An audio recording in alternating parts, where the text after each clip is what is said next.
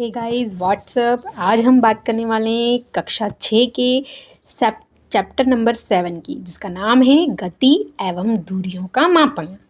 चलिए हम शुरुआत करते हैं इस सीरीज़ को। पहेली तथा बूझो की कक्षा के सभी बच्चों के बीच में भ्रमण किए गए स्थानों के बारे में सामान्य चर्चा हो रही थी। एक बच्चा अपने पैतृक गांव पहले रेलगाड़ी, फिर बस और अंत में बैलगाड़ी का उपयोग करके गया था। एक विद्यार्थी ने वायुयान से यात्रा की थी। एक अन्य विद्यार्थी ने अवकाश के अनेक दिन अपने चाचा जी की नाव में सैर करके मछली पकड़ने में व्यतीत किए थे।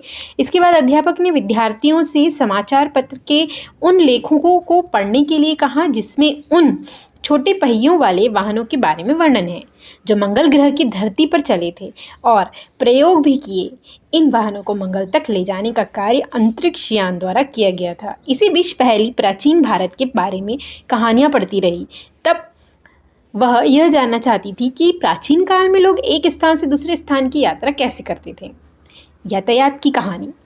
प्राचीन काल में लोगों के पास यातायात के कोई साधन नहीं थे। वे पैदल चलते थे तथा अपना सामान अपनी पीठ पर लाद कर ले जाते थे। बाद में मानव यातायात के लिए पशुओं का उपयोग करने लगा।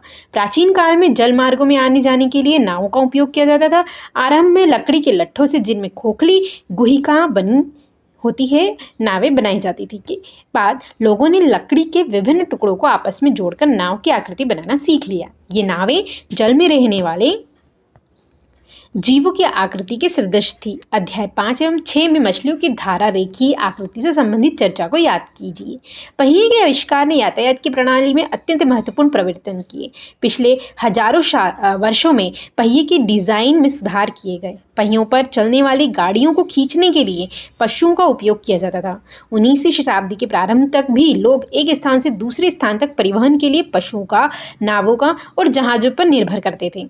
वाष्प इंजन के आविष्कार से परिवहन के नए साधनों का विकास हुआ। वाष्प इंजन से चालित सवारी गाड़ियां तथा माल गाड़ियों के डिब्बों के लिए रेल की पटरियों का निर्माण किया गया। इसके बाद मोटर कार, ट्रक तथा बस जैसे स्वचालित वाहन आए। जल पर परिवहन के साधन के रूप में मोटर से चलने वाली नाव और जहाज़ों का उपयोग होने लगा। 19वीं शताब्दी के प्रारंभ के वर्षों में वायुयान का विकास हुआ, जिन्हें बाद में सुधार किए गए और इन्हें यात्री तथा सामान ले जाने योग्य बनाया गया। विद्युत रेलगाड़ी, एकल रेलगाड़ी, एक पटरी रेलगाड़ी, पराध्वनिक, सुपरसोनिक वायुयान तथा अंतरिक्ष यान 20वीं शताब्दी के कुछ योगदान हैं।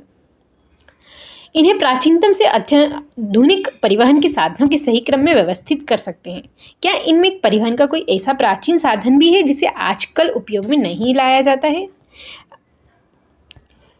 यह डेस्क कितना चौड़ा है? लोग यह कैसे पता लगाते होंगे कि वे कितनी दूर चले? कैसे पता लगाएंगे कि आपने स्कूल तक की दूरी पैदल चलकर तय कर सकते हैं या स्कूल पहुंचने के लिए आपको बस या रिक्शा की आवश्यकता होगी? जब आपको कुछ खरीदना होता है तब क्या आपके लिए बाजार तक पैदल जाना संभव है? आप इन प्रश्नों के उत्तर कैसे जानेंगे? कोई स्थान कितना दूर है, यह प्राय जानना महत्वपूर्ण होता है ताकि हम यह अनुमान लगा सकें कि वहां पहुंचने के लिए हम कैसे जाएंगे। पैदल चलकर, बस से, रेलगाड़ी से, पानी के जहाज से, वायुयान से या कोई अंतरिक्ष यान लेना होगा। कभी कभी ऐसी वस्तु भी होती है जिनकी लंबाई या चौड़ाई जानने की आवश्यकता होती है। तो पहली बूझो की कक्षा के कमरे में बड़े बड़े डेस्क हैं जिन पर दो दो विद्यार्थी बैठे हैं। पहली तथा बूझो एक डेस्क के साथ बैठते हैं, परंतु बहुधा उनमें इस बात को लेकर झगड़ा होता है कि उसका दूसरा साथी डेस्क के अधिक भाग का उपयोग कर रहा है। अध्यापक के सुझाव पर उन्होंने डेस्क की लंबाई मापने का निश्चय किया। डेस्क के ठीक मध्य में एक चिन्ह लगाया। डेस्क को दो बराबर भागों में बांटने के लिए एक रेखा खींची गई। ये दोनों ही अपने मित्रों के साथ साथ गिल्ली डंडा खेलने के शौकीन हैं और बूझो तो सदैव ही अपने आसपास एक गिल्ली और एक डंडा रखता है। गिल्ली और डंडे का उपयोग करके डेस्क की लंबाई मापने का प्रयास कैसे किया? ऐसा लगता है डेस्क की लंबाई दो डंडों की लंबाई और दो गिल्ली की लंबाई के योग के बराबर है। डेस्क के मध्य रेखा खींचने पर दोनों प्रसन्न दिखाई देते हैं क्योंकि दोनों का आधा आधा डेस्क मिल गया, जिसमें डेस्क का आधा भाग लंबाई में एक डंडे और एक गिल्ली की लंबाई के बराबर है। कुछ दिनों के बाद खींची गई रेखा मिट जाती है। बूझो का पुराना गिल्ली डंडा खो गया है। अब उसके पास गिल्ली डंडे का नया सेट है। अब देखिए वे गिल्ली डंडे के नए सेट का उपयोग करके डेस्क की लंबाई किस प्रकार मापते हैं। हेलो, अब डेस्क की लंबाई गिल्ली के डंडे के नए सेट से मापी गई। तब डेस्क की लंबाई ऐसी प्रतीत हुई जैसे यह लगभग 2 डंडों तथा 1 गिल्ली की लंबाई के बराबर हो, परंतु फिर भी डेस्क का कुछ भाग बच जाता है। यह तो गिल्ली की लंबाई से कम है। अब क्या करें? आप पहले और बुजुर्ग को क्या सुझाव देंगे ताकि वे डेस्क की पूरी लंबाई माप लें? क्या वे लंबाई मापने के लिए क्रिकेट के विकेट तथा गुल्लियों का उपयोग कर सकते हैं, अथवा आप सोचते हैं कि ऐसा करने से वैसी ही समस्या उत्पन्न हो सकती है? वह एक कार्य कर सकते हैं। एक छोटी डोरी लें, इस पर 2 चिन्ह लगाएं। यह डोरी की लंबाई होगी। वे डेस्क की चौड़ाई डोरी की लंबाई के पदों में माप सकते हैं। इस डोरी का उपयोग डोरी की लंबाई से कम दूरी को मापने में किस प्रकार कर सकते हैं? वे डोरी को मोड़कर या लंबाई आधा चौथाई करके कैसे भी करके लंबाई इस डोरी की सहायता से माप सकते हैं। आप यह भी कह सकते हैं कि इन्हें अपने ज्यामिति बॉक्स के पैमाने का उपयोग करना चाहिए। बुद्धू ने पढ़ा कि जब ऐसे मानक पैमाने नहीं थे तब लोग दूरियां कैसे मापते थे। वह स्वयं भी भिन्न भिन्न ढंगों से दूरी मापने का प्रयास कर चुका है। ऐसे अनेक अवसर आते हैं जब हमें लंबाई या दूरी मापने की आवश्यकता होती है। दर्जी कपड़े की लंबाई यह जानने के लिए मापता है कि वह कपड़ा कुर्ती सीने के लिए पर्याप्त है या नहीं। बढ़ई किस अलमारी की लंबाई चौड़ाई इसलिए मापता है कि वह जान सके कि अलमारी के दरवाजे को बनाने के लिए कितनी लकड़ी की आवश्यकता होगी। किसी किसान को अपने खेत की लंबाई चौड़ाई या क्षेत्रफल जानने के लिए इसलिए आवश्यकता होगी ताकि यह जान पाए कि वह खेत में कितने बीज बो सकता है तथा उसे अपनी फसलों के लिए कितने जल की आवश्यकता होगी। यदि आपसे पूछा जाए कि आपकी लंबाई कितनी है, एक ऐसी सरल रेखा की लंबाई बताएंगे जो आपके सिर से आपके पेट की एड़ी तक की रेखा लंबाई के बराबर हो। यह कमरा कितना लंबा है, यह डेस्क कितना चौड़ा है, दिल्ली लखनऊ से कितनी दूर है, पृथ्वी से चंद्रमा कितनी दूर है। इन सभी प्रश्नों में एक बात समान है, ये सभी 2 स्थानों के बीच की दूरी से संबंधित है। 2 स्थान मेज के 2 किनारों की तरह पास पास हो सकते हैं। इसके विपरीत 2 स्थान जम्मू और कन्याकुमारी की तरह एक दूसरे से बहुत दूर भी हो सकते हैं। आइए अब हम कुछ मापन यह जानने के लिए करते हैं कि जब हम दूरियां या लंबाई मापते तो हमें सही रूप में क्या करना आवश्यक है। कुछ मापन क्रियाकलाप में दिए गए हैं। अपने पैर की लंबाई को लंबा का एक मात्रक मानकर उसकी कक्षा की कमरे की लंबाई तथा चौड़ाई मापिए। इन्हें मापते समय यह संभव है कि आपको यह पता चले कि कुछ भाग मापने से बच गया है। आपके पैर की लंबाई से छोटा है। पहले की भांति पैर के भाग की लंबाई मापने के लिए किसी डोरी का उपयोग कीजिए। इसमें सारणी दी गई है और सारणी में भरिए। क्रियाकलाप 2 समूह में कार्य करना है। इसमें आप प्रत्येक अपने बालिश्त को मानक मात्रक मानकर अपनी कक्षा के कमरे में रखी मेज या डेस्क की लंबाई चौड़ाई माप सकते हैं। मापने के लिए यह भी पाते हैं कि आपको अपनी एक बालिश्त के एक बराबर लंबी डोरी और इस डोरी की लंबाई के अंश भागों की आवश्यकता होगी। हम देखते हैं कि मापन का अर्थ किसी अज्ञात राशि की उसी प्रकार की कुछ ज्ञात राशियों से तुलना करना है। इस ज्ञात निश्चित राशि को मात्रक कहते हैं। किसी मापक परिणाम को 2 भागों में व्यक्त किया जाता है। एक भाग संख्या है, दूसरी भाग ली गई मात्रक होता है। अब हम यहाँ बात करते हैं कि लंबाई के सभी माप किस तरीके से बराबर हैं। अपनी अपनी बालिश से मापी गई मेज की चौड़ाई की माप बराबर है। शायद ये परिणाम भिन्न भिन्न हो सकते हैं क्योंकि बालिश लंबाई के माप में मित्रों की बालिश से भिन्न हो सकती है। इसी प्रकार सभी विद्यार्थियों के पैर की लंबाई। इस तरीके से हम देखते हैं कि मापन की कुछ ऐसे मात्रकों की आवश्यकता है जो सभी व्यक्तियों के लिए समान हो। मापन के मानक मात्रक। प्राचीन काल में पैर की लंबाई, अंगुलों की चौड़ाई तथा एक कदम की दूरी, इन सभी मापों का मात्रक के रूप में सामान्य उपयोग होता था। हड़प्पा सभ्यता के लोगों ने अवश्य लंबाई के बहुत अच्छे मापन का उपयोग किया होगा क्योंकि यह खुदाई में प्राप्त परिशुद्ध ज्यामितीय रचनाओं को देखने से प्रमाणित होता है। कोहनी से उंगली तक, छोर तक की लंबाई जिसे हाथ कहते हैं, लंबाई के मात्रक के रूप में प्राचीन मिस्र में उपयोग किया जाता था, जिसे संसार के अन्य भागों में भी मान्यता प्राप्त थी। संसार के विभिन्न भागों में लोग लंबाई के मात्रक के रूप में फुट का उपयोग करते थे। अलग अलग क्षेत्रों में फुट की लंबाई थोड़ी भिन्न थी। लोग एक गज कपड़ा फैली बाह के सिरे से अपने ठोड़ी तक मापते थे। रोमवासी अपने पग या कदमों से लंबाई मापते थे। प्राचीन भारत में छोटी लंबाइयों को मापने के लिए अंगुल या मुट्ठी का उपयोग किया जाता था। आज भी भारत के कई शहरों में हम पुष्प विक्रेताओं को पुष्पहारों को बेचते समय अपनी भुजाओं का उपयोग लंबाई के मात्रक के रूप में करते हुए देखते हैं। सुविधानुसार शरीर के ऐसे बहुत से भागों का मात्रक के रूप में उपयोग होता है तथा प्रत्येक शरीर के मापों की थोड़ी भिन्नता हो सकती है। शायद इसी कारण मापन में उलझनें आई हैं। वर्ष 1790 में फ्रांसीसियों ने मापन की एक मानक प्रणाली की रचना की जिसे मीट्री पद्धति कहते हैं। एक समानता के लिए समस्त संसार के वैज्ञानिकों ने मापन के मानक मात्रकों के एक सेट को स्वीकार कर लिया। आजकल जिस मात्रक प्रणाली का उपयोग हो रहा है उसे अंतर्राष्ट्रीय मात्रक प्रणाली, जिसे शॉर्ट में एसआई मात्रक कहते हैं। लंबाई का एसआई मात्रक मीटर है। मीटर पैमाना दिखाया गया है 7.6 में। इसमें आपके ज्यामिति बॉक्स का 15 सेंटीमीटर पैमाना भी दिखाया गया है। प्रत्येक मीटर को 100 बराबर भागों में विभाजित कीजिए, जिन्हें सेंटीमीटर कहते हैं। 1 सेंटीमीटर के 10 बराबर भाग कीजिए, जिन्हें मिलीमीटर कहते हैं। अगर हम मीटर को 100 बराबर भागों में करेंगे तो वो सेंटीमीटर्स कहलाएंगे, और सेंटीमीटर के हम अगर 10 भाग करेंगे तो वो मिलीमीटर कहलाएंगे। लंबाई दूरियों के मापन के लिए मीटर एक सुविधाजनक मात्रक नहीं है। इसके लिए हम एक बड़ी मात्रक को परिभाषित करते हैं, जिसे किलोमीटर कहते हैं। अब मीटर के हमें 1000 भाग करने होते हैं तो हमें 1 किलोमीटर मिलता है। 1 किलोमीटर बराबर 1000 मीटर। जब हम अपने सभी मापन की क्रियाकलापों को मानक पैमाने का उपयोग करके दोहरा सकते हैं तथा लंबाई को ऐसा ही मात्रक में माप सकते हैं, ऐसा करने से पहले हमें दूरियां तथा लंबाई मापने का सही ढंग जानना आवश्यक है। आपने दैनिक जीवन में हम विविध प्रकार के मापन युक्ति का उपयोग करते हैं। लंबाई मापने के लिए हम मीटर पैमाने का उपयोग करते हैं। दर्जी मापक फीते का उपयोग करता है, जबकि कपड़े के व्यापारी मीटर छड़ काम में लाते हैं। किसी वस्तु की लंबाई मापने के लिए आपको किसी उपयुक्त युक्ति का चयन करना चाहिए। उदाहरण के लिए किसी वृक्ष का घेरा या अपने सीने के माप के लिए आप मीटर पैमाने का उपयोग नहीं कर सकते हैं। ऐसी मापों के लिए आप फीता अधिक सुविधाजनक होता है। छोटी लंबाई जैसे आपकी पेंसिल की लंबाई मापने के लिए आप अपने ज्यामिति बॉक्स के 15 सेंटीमीटर पैमाने का काम ले सकते हैं। अब यहाँ पर चित्र में हमें अलग अलग पैमाने दिखाए गए हैं। चित्र को ध्यान से देखें और इसमें यह भी बताया गया है कि किस तरीके से पैमाने को उचित ढंग से पढ़ना है। अब क्रियाकलाप 3 की बात करते हैं, जिसमें सहपाठी अपने पैमाने का उपयोग करके उसको पढ़ना सीख रहे हैं और उसको कॉलम में भर रहे हैं। सभी विद्यार्थी इस लंबाई को मापने के लिए एक दूसरे से कहते हैं और चेक करते हैं। इसमें यही बताया गया है। अब हम बात करते हैं किसी वक्र की रेखा की लंबाई को मापना। अब किसी वक्र रेखा की लंबाई सीधे ही मीटर पैमाने का उपयोग करके नहीं माप सकते। वक्र रेखा की लंबाई मापने के लिए हम धागे का उपयोग कर सकते हैं, जिसे इसमें बताया गया है।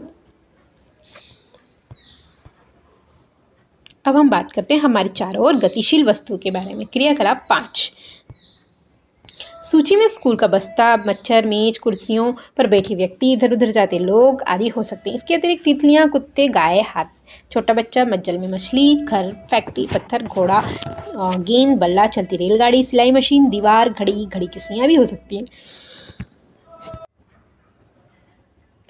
इनमें से कौन गतिशील है और कौन विराम में है? आपने यह कैसे सुनिश्चित किया कि कोई वस्तु गति में है और विराम में है? आपने यह देखा होगा कि चिड़िया कुछ समय बाद पहले वाले स्थान पर दिखाई नहीं देती, जबकि मेज उसी स्थान पर है। इसी आधार पर आपने यह सुनिश्चित किया होगा कि कोई वस्तु गति में है या विराम में है।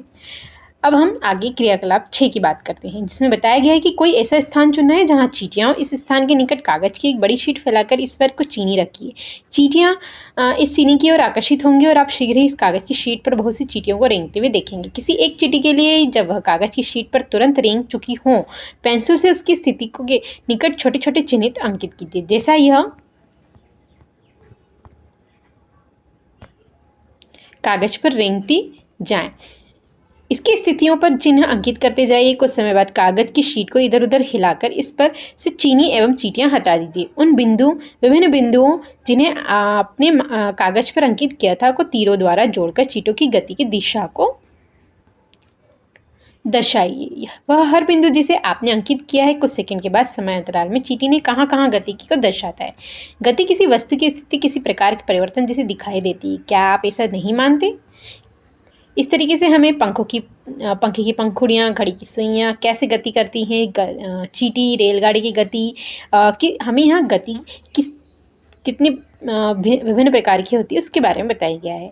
आगे वही टॉपिक है गति के प्रकार। आपने सीधी सड़क पर किसी वाहन की गति, किसी परेड में सिपाहियों के मार्च पास्ट की गति अथवा किसी गिरते पत्थर की गति का प्रेक्षण किया होगा। यह किस प्रकार की गति है? 100 मीटर दौड़ प्रतियोगिता में धावक भी सरल रेखा के अनुदिश दौड़ते हैं। क्या आप अपनी चारों ओर देख इसी प्रकार के और अधिक उदाहरण सोच सकते हैं, जैसा कि चित्र में बताया गया है? अब इस गति में पत्थर क्रियाकलाप 7 में हम देखते हैं कि पत्थर को एक धागे से बांधा गया है और उसे तेजी से घुमाया गया है। इस गति में पत्थर की आपके हाथ से दूरी समान रहती है। इस प्रकार की गति को हम वर्तुल गति कहते हैं। वर्तुल गति जिसे गोलाकार रूप में घुमाया गया हो। बिजली के पंखे की पंखुड़ियों पर अंकित किसी चिन्ह की गति किसी घड़ी के सेकंड की सुई की गति यानी वर्तुल गति के उदाहरण है। बिजली का पंखा, घड़ी स्वयं एक स्थान से दूसरे स्थान तक नहीं गए रहे, परंतु पंखे की पंखुड़ियां घूर्णन करती हैं तथा ऐसे ही घड़ी की सुइयां भी करती हैं। यदि हम पंखे की पंखुड़ियां अथवा घड़ी की सुइयों पर कहीं किसी प्रकार का कोई चिन्ह अंकित कर दें तो घूर्णन करते समय भी पंखे अथवा घड़ी के केंद्र से इस चिन्ह की दूरी समान रहेगी। कुछ प्रकरणों में कोई वस्तु एक निश्चित समय पर अपनी गति को दोहराती है। इस प्रकार की गति को हम आवर्त गति कहते हैं। अभी हमने दो प्रकार की गति के बारे में पढ़ा, एक वर्तुल गति और एक आवर्त गति। वर्तुल गति जिसमें हम कोई भी वस्तु को घुमा रहे हैं। दूसरा घूर्णन गति या आवर्ती गति जिसमें बार बार वो उसी पॉइंट से होकर गुजर रही है। डोरी से बंधा हुआ वही पत्थर लीजिए जिसे आपने क्रियाकलाप 7 में किया था। हम क्रियाकलाप 7 की तरफ देखते हैं। अब हम आगे बढ़ते हैं जिसमें उन्होंने अलग अलग हमें गति के बारे में बताए गए हैं।